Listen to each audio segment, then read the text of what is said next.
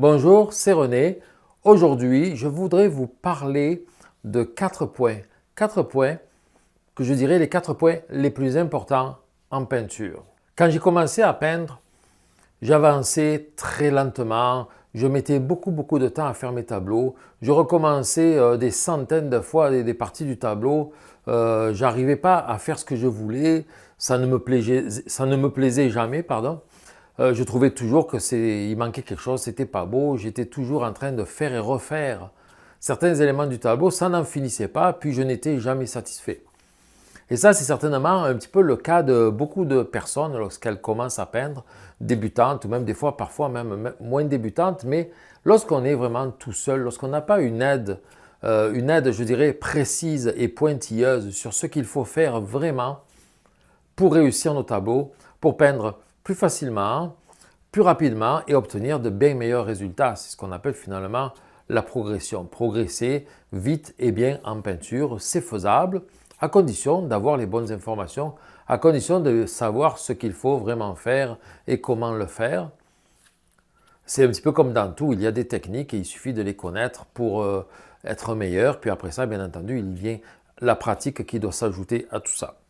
Alors comment j'ai appris ces choses-là? Eh bien, je les ai apprises au début un petit peu sur le tas, en faisant les choses moi-même, puis en suivant des cours auprès d'artistes peintres et des professionnels, ainsi que même qu'à l'université.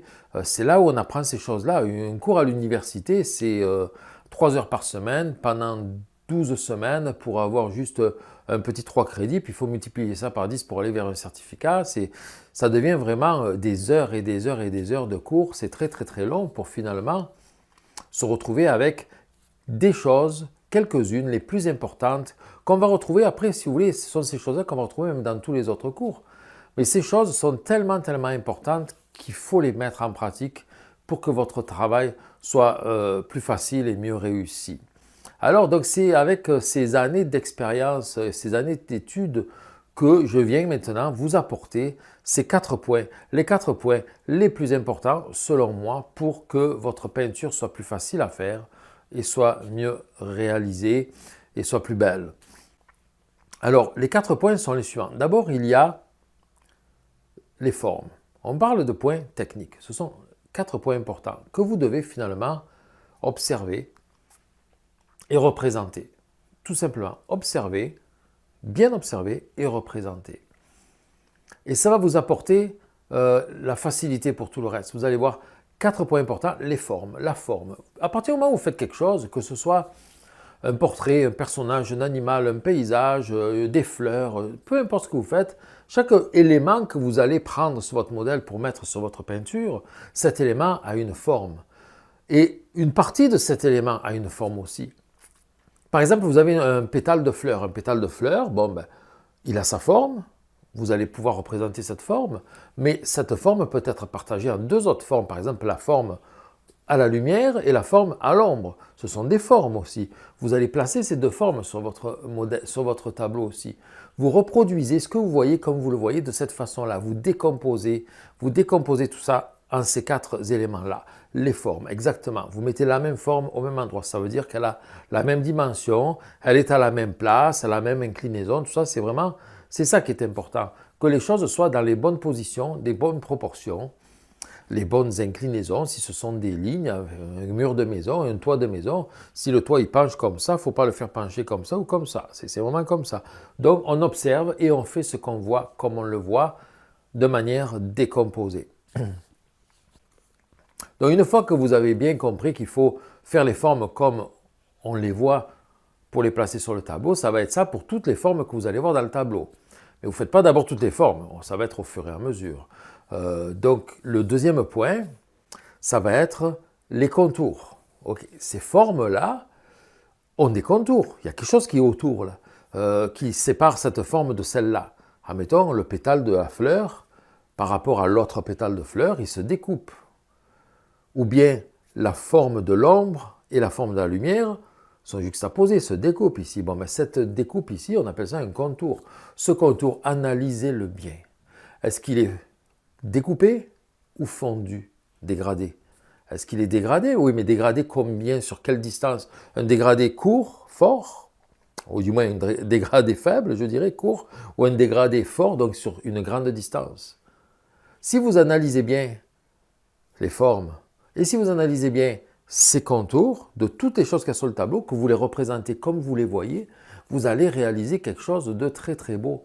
Ça devient beaucoup plus facile. Vous analysez, vous reproduisez, tout simplement. Les formes, les contours, et il y a aussi, bien entendu, les valeurs. Les valeurs, ça va être le foncé versus le clair. Par exemple, le pétale qu'on a vu tantôt, ce pétale, là, souvent, ça arrive très souvent dans les fleurs d'ailleurs. Comment on fait les pétales? Comment je fais pour que ce pétale, il se détache sur l'autre pétale? Ben, comment on fait? À la question comment, il n'y a pas de réponse. La question, ça devrait être plutôt, qu'est-ce que je vois? Qu'est-ce qu'il y a sur mon modèle qui fait que ce pétale se détache de ce pétale? Et là, on va voir, ah ben, celui-là, il est plus clair, celui-là, il est plus foncé. Vous voyez, c'est ça les valeurs. Plus clair, plus foncé. Donc, analysez bien, comme là, entre l'ombre et la lumière sur le pétale, cette lumière, elle est combien plus claire que cette ombre? Et cette ombre, elle est combien plus foncée que cette lumière? Vous allez pouvoir, comme ça, avoir de bons écarts de valeurs. Et quand vous les avez bien analysés, vous les posez sur votre tableau. Et là, attention, il faut bien faire attention que si vous avez vu ça foncé, vous le mettez foncé, pas moins foncé, autant foncé. Pour ça, n'hésitez pas d'utiliser ce qu'on appelle une échelle des gris. Une échelle des gris, vous en avez lorsque vous achetez un cercle chromatique dans le commerce, une roue des couleurs, là, elle est articulée, on tourne un disque, et puis vous voyez, vous allez avoir une échelle des gris de 1 à 10, je pense, ou 0 à 10, je ne me souviens plus. Et mettons 10 c'est le blanc, et puis 0 c'est le noir, ou l'inverse, je ne sais plus. En tout cas, vous allez voir que vous allez pouvoir placer cette échelle des gris sur votre modèle, pour savoir, mettons, telle partie, est-ce que je suis à 5, est-ce que je suis à 4, je suis à 6, ok, sur mon tableau, je dois être à 6 aussi. Vous voyez, vous essayez de faire les choses vraiment comme vous les voyez. Et pendant tout ce temps-là, pendant cette réflexion, cette analyse et ce report d'analyse sur votre tableau, vous passez sur le bon côté de votre cerveau, sur le côté droit, vous oubliez le côté émotif, vous êtes vraiment sur le côté technique et vous êtes cartésien. Et là, vous allez mieux peindre, c'est certain. On parlait de 4 éléments, on a dit les formes, les contours, les valeurs, et après, il va y avoir un 4e élément. Mais déjà, lorsque vous avez ces 3 éléments-là, forme, contour, valeur, admettons, vous êtes en noir et blanc, vous faites du dessin, waouh, vous avez tout ce qu'il faut. Par exemple, un drapé, vous savez c'est quoi un drapé? Un exercice de dessin où on met un tissu accroché à un support, une chaise, un porte-manteau, peu importe. Et là, votre tissu fait des plis comme ça. Ça s'en va, ça revient. Ça, c'est un exercice qui, ouf, dans la tête du débutant, dit, jamais j'arriverai à faire ça. Et pourtant, si vous appliquez ce que je viens d'expliquer maintenant, forme, contour, valeur, vous allez voir qu'un drapé, ça devient très facile à faire. Mais pendant que vous le faites, ne soyez pas du tout émotif. Vous ne demandez pas si c'est beau, si c'est pas beau, si ça ressemble à ce que ça doit ressembler. Continuez à travailler avec ce que vous voyez en analysant. Qu'est-ce que je vois? Cette forme, ce triangle, par exemple, de tissu, il est large comment en bas, il est large comment en haut? Est-ce qu'il est incliné? Est-ce qu'il va tout droit? Regardez bien les formes. Et le contour entre la partie claire et la partie foncée, ce contour-là, est-ce qu'il est fondu? Combien est-ce qu'il est fondu? Est-ce qu'il est dégradé de combien? Et les valeurs, donc ici c'est foncé, ici c'est clair, combien c'est foncé. Si vous mettez chaque chose comme ça en analysant bien, vous allez voir que votre drapé va se faire très bien, il va être tout beau, là, et magnifique, il va ressembler à son modèle, sans que vous ayez forcé. Ça se fait tout seul. Il est là le secret, c'est que vous ne devez pas penser, mais vous devez faire ce que vous voyez comme vous le voyez, en analysant ces 4 points-là. Et je viens au 4e qui est la couleur. Ça, ce n'est pas pour le dessin, mais c'est pour la peinture. La couleur, qu'est-ce que c'est? C'est simplement, admettons, un bleu. Un bleu, il va être plus violacé, ou plus verdâtre, ou plus grisâtre. Allez chercher la teinte, la bonne couleur, comme vous la voyez, pour la poser sur votre modèle. Attention, là, on parle de reproduction sans interpréter. Là, on est pareil, bien qu'après, on pourra interpréter. Mais voilà, les 4 points importants, c'est ça.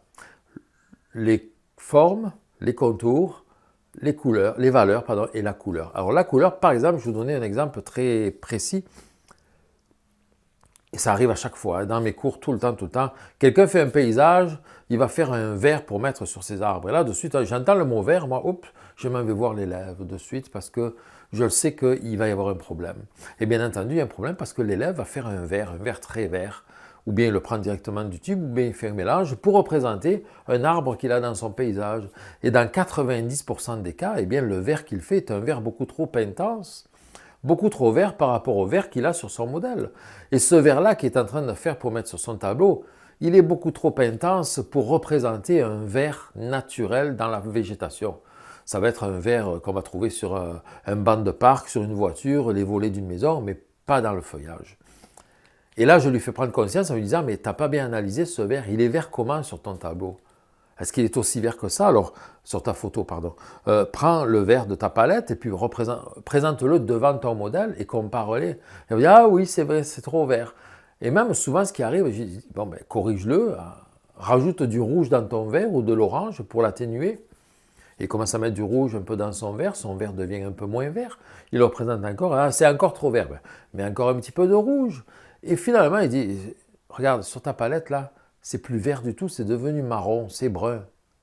Regardez bien, c'est brun ça. Sur la palette, effectivement, ça n'est plus vert du tout, c'est devenu brun. Et là, il présente sa couleur devant la photo, il dit, ah oui, c'est ça. Alors, vous voyez, ça, c'est fréquent, c'est très fréquent.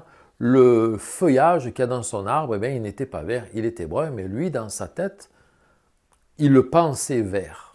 D'ailleurs, souvent, il va me dire, oui, mais moi, je le voyais vert. Ah, tu le voyais vert, mais il n'est pas vert. Ça veut dire que tu ne vois pas bien, il faut passer un examen de la vue. Non, non, c'est parce qu'il utilise mal le terme.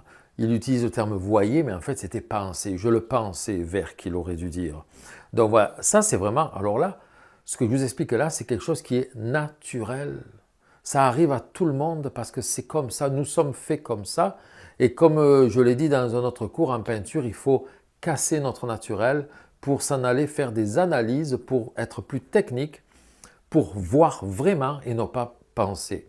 Et là, lorsque je vois vraiment les choses, je peux les mettre sur mon tableau et ça devient vraiment beaucoup plus beau, beaucoup plus réaliste. Si je représente bien ce que j'ai vu au niveau des formes, au niveau des contours, au niveau des valeurs et au niveau des couleurs, le tableau, il va être super réussi. Ça va être très facile et ça va être réussi. Et vous n'aurez pas passé des heures et des heures et des heures à corriger votre vert, puisque finalement, vous aurez vu dès le départ que ça n'était pas vert, mais que c'était plutôt brun qu'il fallait mettre sur ce feuillage, par exemple. Donc voilà, ça c'est un petit peu un exemple de cours théorique que je donne dans ma formation. Des cours comme ça, là j'en ai des dizaines et des dizaines, autant des dizaines de cours que des dizaines d'heures techniques. Alors ça c'est une théorie que je vous fais ici, mais j'ai aussi des cours techniques, vraiment où c'est de la pratique, où je fais les choses en peinture devant vous. Je vous le montre et vous pouvez analyser, aller chercher ces informations pour après les mettre dans vos propres peintures. Et je vous dis les choses de façon pointilleuse, de manière à ce que ce soit précis, de manière à ce que vous le sachiez bien. Et après, c'est à vous de l'appliquer pour que ça devienne plus facile pour vous. Vous allez devenir meilleur peintre, vous allez peindre mieux, plus vite et apprendre beaucoup plus rapidement parce que vous avez les bonnes informations que je suis allé chercher pendant des années et que je vous les livre ici instantanément. C'est tout en vidéo, comme on dit, une image vaut 1000 mots. Donc là, des mots, vous en avez bien plus que des millions. Donc voilà, ça c'était un cours en vidéo. Je vais vous envoyer encore un message dans votre boîte de courriel avec encore un lien pour aller voir un autre cours en vidéo. Je vous apporte mes connaissances, je vous en fais cadeau, profitez-en. Puis si ça vous tente d'en savoir encore plus, n'hésitez pas à cliquer sur le lien en dessous de cette vidéo pour aller voir un petit peu le contenu de ma formation au complet. Puis inscrivez-vous, vous allez voir, c'est sous forme d'abonnement, c'est pas cher, c'est hyper complet. Vous allez avoir beaucoup de contenu et de facilité à utiliser ça. Je vous remercie beaucoup et je vous dis à bientôt pour un autre cours en vidéo. Merci bien, bye bye.